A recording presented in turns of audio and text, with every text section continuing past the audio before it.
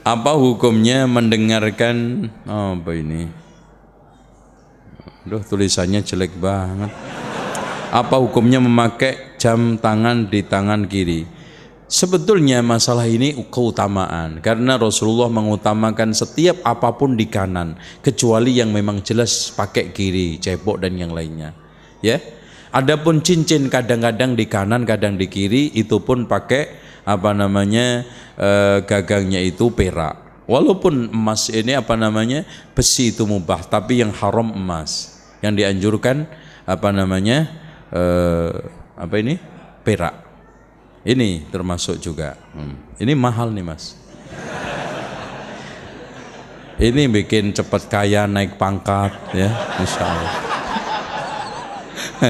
Antum sejak tadi ngelirik ini kayaknya dah kagak memperhatikan kajian saya.